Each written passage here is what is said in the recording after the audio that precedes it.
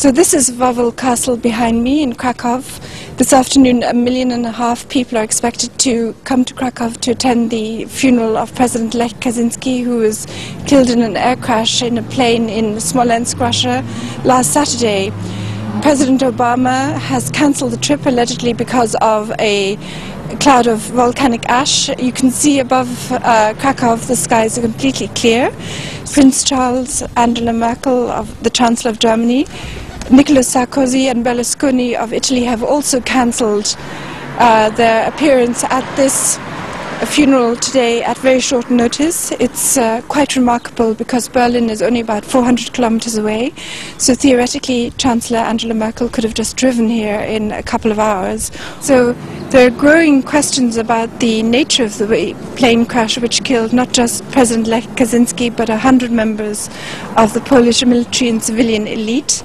Many people are questioning whether it was really an accident here in Poland.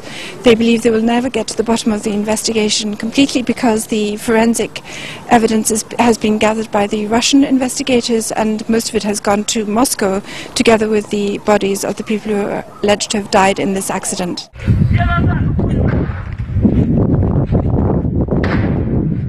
So gunshots can be heard in a video that was shot immediately after the plane allegedly crashed in this piece of wood in Smolensk. 4 gunshots can be heard from a small caliber pistol. It has been speculated that members of a military group, went among the survivors and were actually shooting them to make sure there were no witnesses to a crash. This videotape is now being examined by the Polish state prosecutor. Another issue that has raised a lot of questions is the fact that the black boxes have been recovered, and they show that the Tupolev plane was functioning perfectly. There was no technical problem with the plane, which had undergone overhaul in December 2009. It has emerged that this Tupolev plane had a special system to ensure that pilots were warned if they ever approached a dangerous obstacle or came too close to the ground, the terrain awareness warning system. So the Polish pilot must have known that he was approaching trees. So according to the official account, the plane plunged into woods about 1 kilometer short of the runway, 40 to 50 meters to the left of the runway. According to the official account, the plane hit a tree, the left wing broke off, the train veered to the left and crashed about 1 kilometer from the runway. Pieces of wreckage have been found there in an area covering 500 meters, but no bodies have been found and no personal belongings of the people who are alleged to have died in this crash can be seen on any of the video footage that was shot immediately after the crash took place. The Russian security services then intervened to stop journalists reaching the crash site.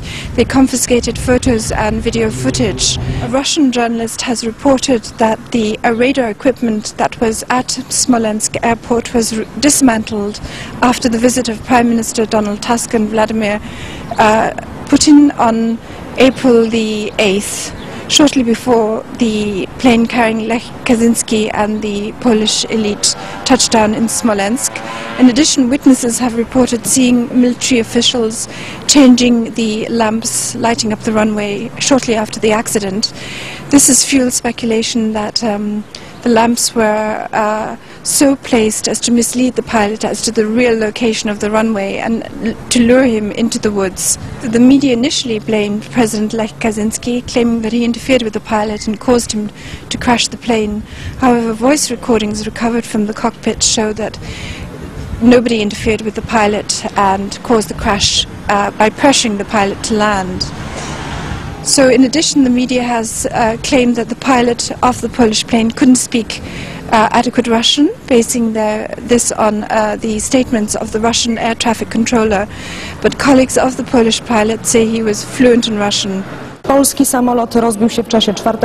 podejścia do lądowania. At the very beginning we were told by the media that the Polish plane had tried to land 4 times in Smolensk because of dense fog, but in the meantime it has materialized that the plane only attempted to land 1 time and that it crashed on that attempt.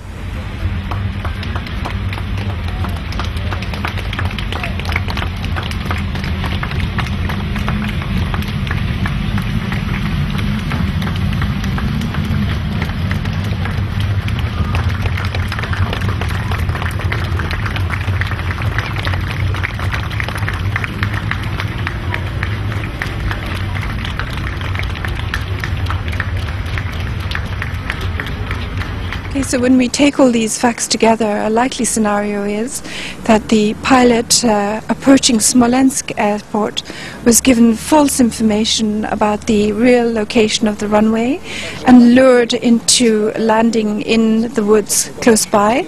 An explosion could have torn away the left wing of the plane as the pilot was descending to land. When the plane crashed in that part of the woods, a small group of individuals could have gone through, killing the crew on board. The absence of all bodies can be explained by, if you posit that these top generals, the central bank governor, the security chief, the two presidential opposition candidates, and large numbers of the opposition party in parliament were not on the plane at all, that they were killed or kidnapped in Poland, and their disappearance is simply being accounted for by claiming that they died as part of this plane crash. These are the questions that many Polish people are now discussing on internet forums, on blogs, and also here on the street in Poland. Pierwsza myśl to też była moja taka, My chcemy powołania międzynarodowej komisji lotniczej, międzynarodowej lotniczej komisji, żeby nie wyszło tak jak wyszło w Katyniu, prawda? Że to zrobili Niemcy. Przepraszam bardzo, to nie zrobili Niemcy, prawda? Nie chcę, żeby nasze wnuki czekały następne 70 lat. The timing of the plane crash is extraordinary. It happened 70 years to the anniversary of the first Katyn massacre, when 22,000 Polish officers and academics and political leaders were killed by the Soviet security forces with the consent of Nazi Germany. Once more, Poland finds itself leaderless. People here in Krakow are in a state of shock. And many people are wondering who was behind this extraordinary event. Some people have suggested it wasn't an accident. I am not able to believe in this. Yes. I can't believe in this. Yes. I had a lot of crazy ideas too, and everyone else was saying different things.